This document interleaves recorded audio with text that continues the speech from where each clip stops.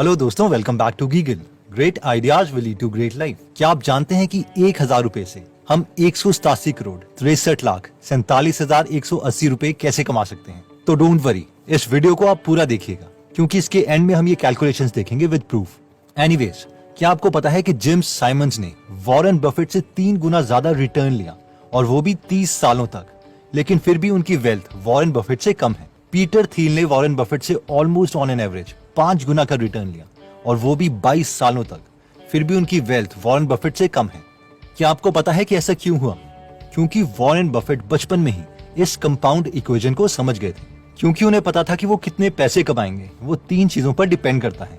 Principal यानी आपके पास कितने पैसे हैं इन्वेस्ट करने के लिए, आर यानी कितना रेट ऑफ इंटरेस्ट हम ले सकते हैं, और टी यानी टाइम। और क्योंकि कम एज में उनके पास पैसे तो थे नहीं, लेकिन उन्होंने ये नहीं बोला कि मैं तो छोटा हूँ, मेरे पास पैसे नहीं है और अभी मैं क्या कर सकता हूँ, बल्कि उन्होंने ये सोचा कि बेशक पैसे ना हो लेकिन टाइम तो बहुत है और रेट ऑफ इंटरेस्ट को मैं अपनी स्किल से बढ़ा सकता हूँ, इसलिए कंपाउंडिंग मेरे लिए काम कर सकती है। वैसे ही हमें भी सोचना चाहिए कि बेशक हमारे पास अभी कम पैसे हैं, लेकिन हमारे पास अभी टाइम है जो इस इक्वेशन में अवेलेबल है, और उतना टाइम किसी 40 साल के इंसान के पास नहीं होगा, बेशक वो साल के 1 करोड़ पे ही क्यों ना कमा रहा हो। तो इस वीडियो में हम डिटेल में ये देखेंगे कि हम किस में और कैसे इन्वेस्ट कर सकते हैं अपने पहले 1,000 रुपए को। So let's start my dear brothers and sisters. Okay, तो अब हम इमेजिन करते हैं कि आपके और आपके बेस्ट फ्रेंड के पास 1,000 रुपए हैं।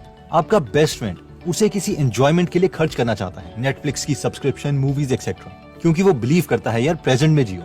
1,000 रुपए से कौन सी किसी की लाइफ चेंज होने वाली है, फ्यूचर में मेरी अच्छी जॉब लगेगी और उसे पता नहीं कितने 1,000 रुपए कमा लूंगा। लेकिन आप थोड़े इंटेलिजेंट हैं, लॉन्ग विजनिस्ट हैं, आपको पता है कि कंपाउंडिंग क्या है।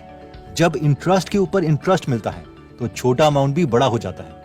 लेकिन इन्वेस्ट कहाँ किया जाए, सवाल तो ये है। लेट्स से आप निफ्टी 50 में 20 साल से 50 साल तक पैसे इन्वेस्ट करने लग जाते हैं, तो 30 साल बाद यानी 50 की उम्र में आपके पास 60 लाख के करीब एक्स्ट्रा कैश होगा, जबकि आपने इन 30 सालों में टोटल अमाउंट सिर्फ 3,60,000 रुपए ही इन्वेस्ट किया है, और वो भी किश्तों में। इसकी कैलकुलेशन ये रही। अगर आप इसमें इंटरेस्टेड हैं तो इसके स्क्रीनशॉट ले सकते हैं या स्लो मोशन में देख सकते हैं। इसमें हमने रेट ऑफ इंटरेस्ट 15% लिया है। 15% का real example with real data हम आगे देखेंगे। एनीवेज, ये 60 लाख रुपए जो आपको मिलेंगे ये एक एक्स्ट्रा अमाउंट है। इसके अलावा अगर हमने और पैसे इन्वेस्ट करे होंगे तो ये अमाउंट बहुत बड़ा होगा। अब जरा देखते हैं कि आपके बेस्ट फ्रेंड के साथ क्या हुआ होगा। उसे होश आता है 30 साल की उम्र में और वो आपसे 3 गुना ज्यादा 3,000 रुपए हर महीने इन्वेस्ट करने लग जाता है। इसके बावजूद उसके पास 50 की एज में 17 लाख रुपए आपसे कम होंगे, यानी सिर्फ 43 लाख रुपीस होंगे। ये रही आपके फ्रेंड की इन्वेस्टमेंट कैलकुलेशन।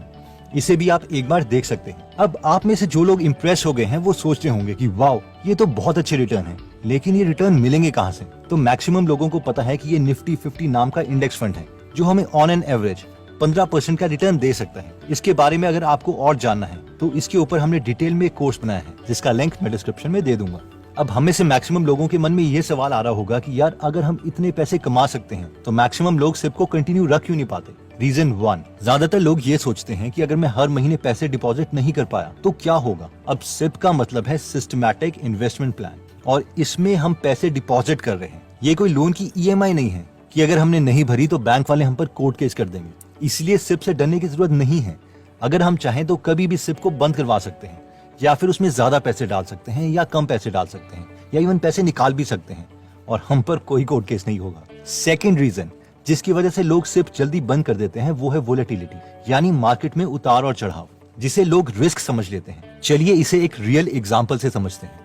ये निफ्टी 50 का एक्चुअल डेटा है। इसमें सबसे पहला कॉलम इन्वेस्टमेंट डेट है, यानी जिस दिन हम निफ्टी 50 में पैसे इन्वेस्ट करेंगे। Second column cumulative invested amount है, यानी अभी तक हमने कितने पैसे इन टोटल इन्वेस्ट कर चुके हैं। और थर्ड कॉलम है मार्केट वैल्यू, यानी हमारा इन्वेस्टेड पैसा अब कितना हो चुका है। तो पहली रो में हम 30 जून 1999 को 1,000 पे इन्वेस्ट करते हैं, तो वो 1,000 पे ही रहेंगे। एक महीने के बाद यानी 30 जुलाई 1999 को दोबारा से 1,000 पे इन्वेस्ट किए, तो टोटल पैसे जो अभी तक हमने इन्वेस्ट किए हैं वो है 2,000, क्योंकि 1,000 पिछले महीने किए थे और 1,000 इस महीने, और इसकी मार्केट वैल्यू होगी है 2,104 रुपए।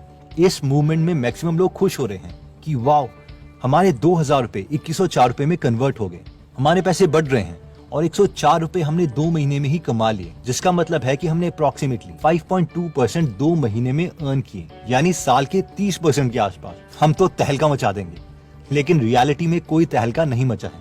अभी हम आगे देखते हैं। हमारे इन्वेस्टमेंट के तीसरे महीने तक हम 3,000 रुपए इन्वेस्ट कर चुके हैं और वो बन गए हैं 3287 रुपए।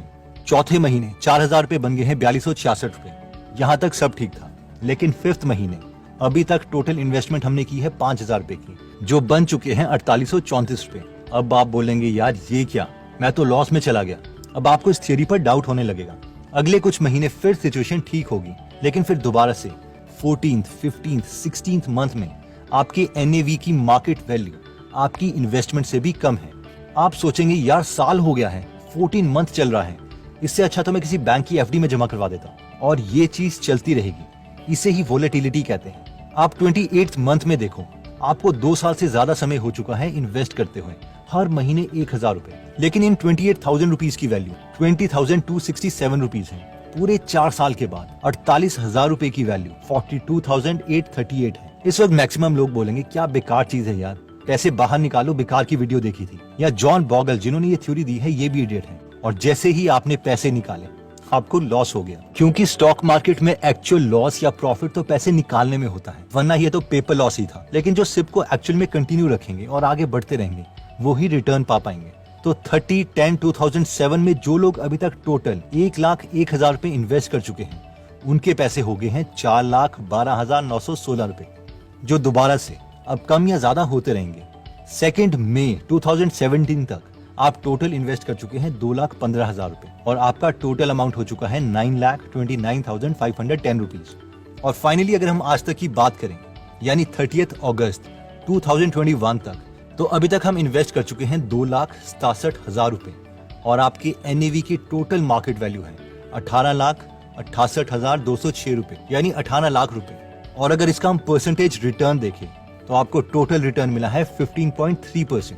और ये वोलेटिलिटी रीजन है जिसकी वजह से कोई इन्वेस्ट नहीं करता। इसलिए वॉरेन बफेट कहते हैं whenever I buy stocks I assume market is closed for next 5 years। यानी जब मैं कंपनी के शेयर्स लेता हूं तो मैं ये एज्यूम करता हूं कि मार्केट अगले 5 सालों के लिए बंद है, क्योंकि उन्हें पता है कि उनके शेयर्स की वैल्यू बढ़ती रहेगी और कम होती रहेगी। और वोलेटिलिटी शेयर मार्केट का नेचर है। आई नो हम में से कई लोग बहुत बड़े ड्रीमर्स हैं और आप लोग सोच रहे होंगे कि यार 18 लाख रुपए कोई बड़ा अमाउंट नहीं है। वैसे आपने हर महीने सिर्फ 1,000 रुपए ही डाले थे, अगर आप ज्यादा इन्वेस्ट करते तो एक्सपोनेंशियली ग्रो करता। एनीवेज, देखिए वॉरेन बफेट ने अपनी पहली इन्वेस्टमेंट करी थी 11 साल में।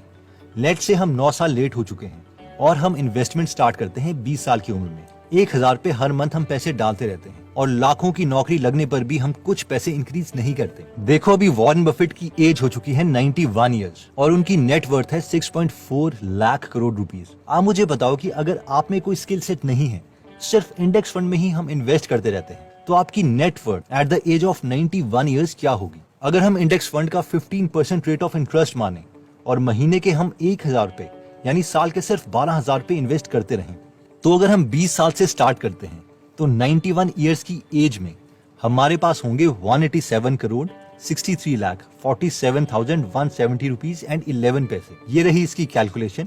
इसे भी हम चाहें तो डिटेल में देख सकते हैं। I mean not bad. हमें तो वॉरेन बफेट की तरह किसी भी कंपनी की एनुअल रिपोर्ट पढ़नी ही नहीं थी। सिर्फ 1,000 रुपए हर महीने खुद ब खुद ऑटोमेटिकली इंडेक्स फंड में जाते रहते। हम में से जो लोग सोच रहे हैं कि यार 91 साल तक तो पता नहीं जिएंगे भी या नहीं, फिर क्या फायदा? फिर मुझे ये बताओ कि आप खुद तो अपने को वॉरेन बफेट से कंपेयर कर रहे हो और उनकी एज तक का पेशेंस हमारे पास है नहीं। एनीवेज, जो लोग स्मार्ट हैं वो इस वीडियो का मैसेज समझ गए होंगे और अपनी इंटेलिजेंस को यूज करके कुछ ना कुछ एक्शन लेंगे। तो दोस्तों बेसिकली इसमें हमने देखा कि अगर हमारे पास शुरू में ज्यादा पैसे नहीं है, तब भी हमारे पास कंपाउंडिंग के मैजिक के लिए टाइम और इंटरेस्ट रेट है। फिर हमने देखा कि इंडेक्स फंड में जनरली लोग इसलिए कंटिन्यू नहीं कर पाते क्योंकि उसकी वोलेटिलिटी यानी उतार चढ़ाव है। इसके अलावा हमने देखा कि सिर्फ कोई बैंक की EMI लोन की तरह नहीं है कि अगर हम इन्वेस्ट नहीं करेंगे तो हमारे ऊपर कोर्ट केस हो जाएगा।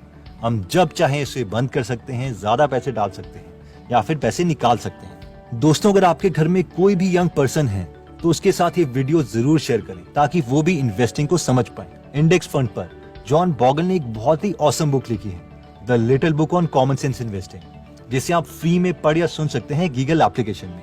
गीगल एप्लीकेशन में 150 से ज्यादा नॉलेजेबल बुक समरीज अवेलेबल है।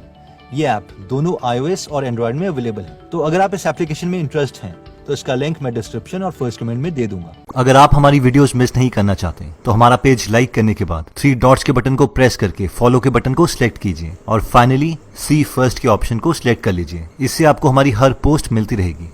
जय हिंद।